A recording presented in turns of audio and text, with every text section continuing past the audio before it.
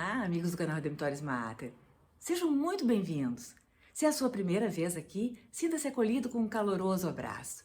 É muito bom estar com vocês todos.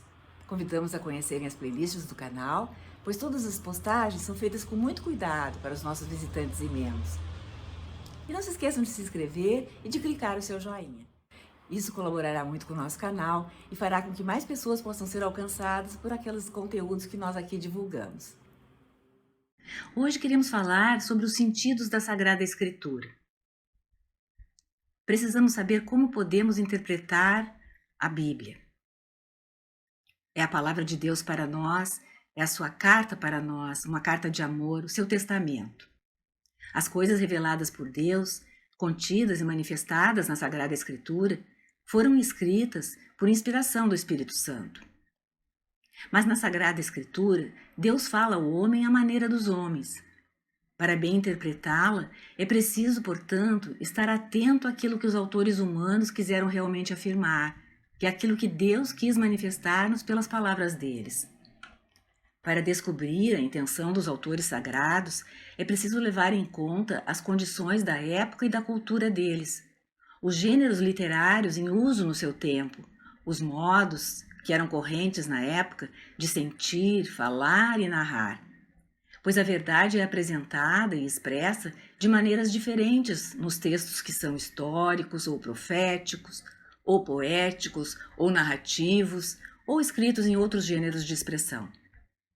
Deve-se atentar quer aos modos nativos de sentir, dizer ou narrar em uso nos tempos do escritor sagrado, quer aqueles que costumavam se empregar frequentemente nas relações entre os homens de então, fora do âmbito da escritura. No entanto, já que ela é inspirada, há um outro princípio de interpretação correta, não menos importante que o anterior, e sem o qual a escritura permaneceria uma letra morta.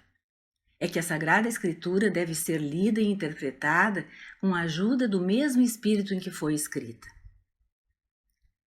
Indicam-se 3 critérios para uma interpretação da Escritura conforme o Espírito que a inspirou. O primeiro é prestar muita atenção ao conteúdo e à unidade da Escritura inteira, pois por mais diferentes que sejam os livros que a compõem, ela é una em razão da unidade do projeto de Deus, do qual Jesus Cristo é o centro, cujo coração foi aberto depois de sua Páscoa. O segundo e o terceiro princípios são que a Igreja de Cristo discerne de que maneira as profecias devem ser interpretadas, tendo em conta a tradição viva de toda a Igreja e a analogia da fé. E por analogia da fé, se entende a coesão das verdades da fé entre si e no projeto total da revelação. Compete aos bispos e presbíteros, que são depositários da doutrina apostólica, ensinar oportunamente os fiéis que lhes foram confiados quanto ao uso correto dos livros divinos, de modo particular do Novo Testamento e, sobretudo, dos Evangelhos. E isto por meio de traduções dos textos sagrados, que devem ser acompanhadas das explicações necessárias e suficientes para que os filhos da Igreja se familiarizem de um modo seguro e útil com a Sagrada Escritura e penetrem o espírito dela. É aqui que entram os sentidos da Escritura. Segundo uma tradição antiga, podemos distinguir 2 sentidos da Escritura, o sentido literal e o sentido espiritual.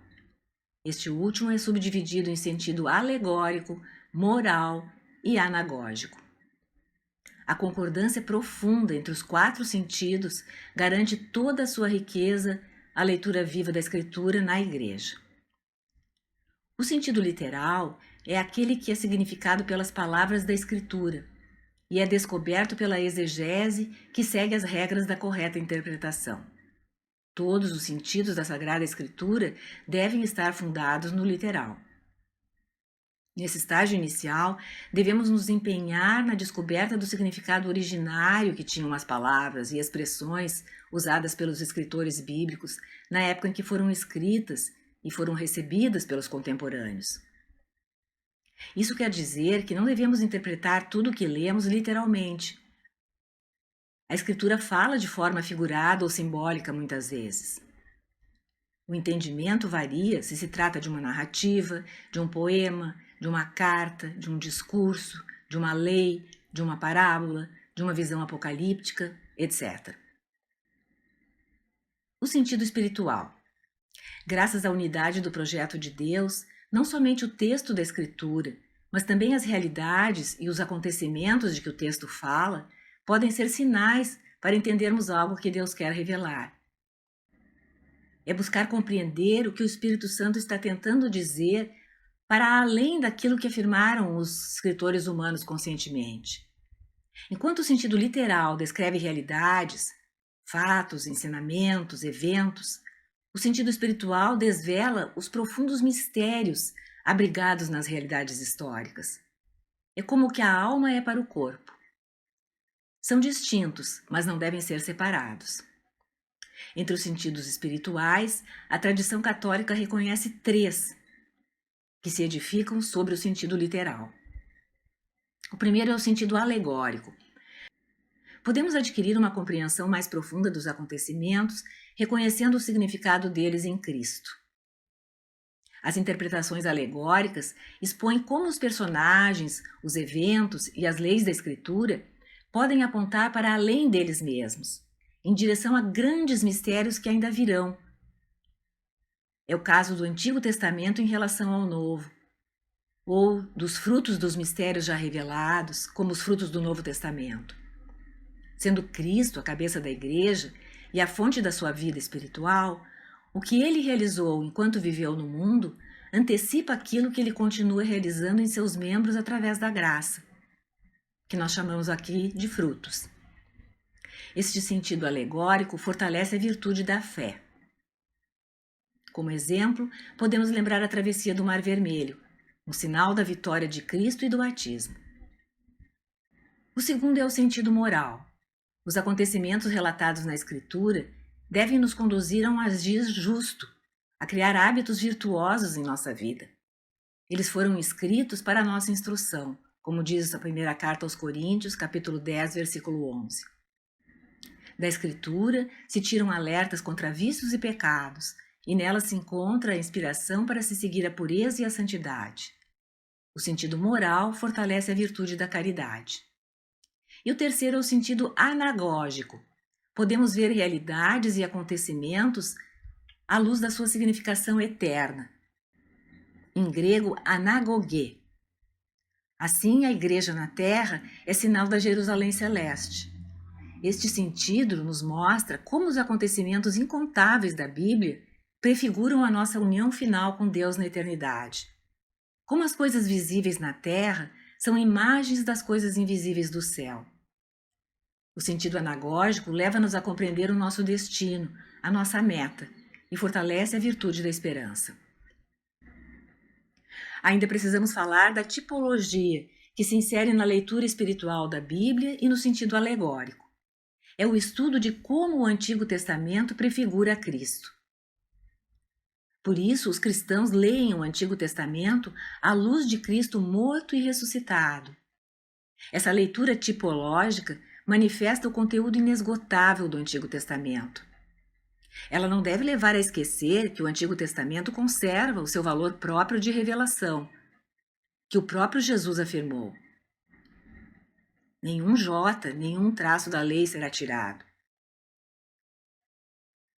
De resto, o Novo Testamento também exige ser lido à luz do Antigo. A catequese cristã primitiva recorre constantemente à tipologia. Segundo Santo Agostinho, o Novo Testamento está escondido no Antigo, ao passo que o Antigo é desvendado no Novo. A tipologia exprime o dinamismo em direção ao cumprimento do plano divino, quando Deus será tudo em todos, como diz Paulo na primeira carta aos Coríntios, capítulo 15, versículo 28. Assim, por exemplo, a vocação dos patriarcas e o êxodo do Egito não perdem seu valor próprio no plano de Deus pelo fato de serem ao mesmo tempo etapas intermediárias desse plano. O próprio Jesus lia assim o Antigo Testamento. Ele se referiu a Jonas, a Salomão, ao templo, à serpente de bronze, tudo como sinais que apontavam para ele mesmo. No caminho de Emaús, ele conversa com 2 discípulos e, começando por Moisés e continuando por todos os profetas, explica-lhes todas as passagens da Escritura que falavam a respeito dele, como afirma Lucas 24, versículo 27. Jesus fez essa interpretação espiritual e tipológica do Antigo Testamento e deixou os corações dos discípulos ardendo dentro deles. Em suma, junto do sentido literal, os sentidos espirituais contêm a totalidade do que Deus quer nos dizer através de sua palavra e abarcam o que a antiga tradição chamava de sentido total da Sagrada Escritura. Um dito medieval resume a significação desses sentidos. A letra ensina o que aconteceu, a alegoria o que deves crer, a moral o que deves fazer, a anagogia para onde deves caminhar. Assim, com a leitura e o estudo dos livros sagrados, a palavra de Deus se difunda e resplandeça, e o tesouro da revelação, confiado à Igreja, encha cada vez mais os corações dos homens. Da mesma forma como a vida da Igreja cresce com a assídua frequência à Eucaristia, também se espera um novo impulso de vida espiritual se fizermos crescer a veneração pela palavra de Deus, que permanece para sempre. Que ardam os nossos corações como os dos discípulos de Emaús.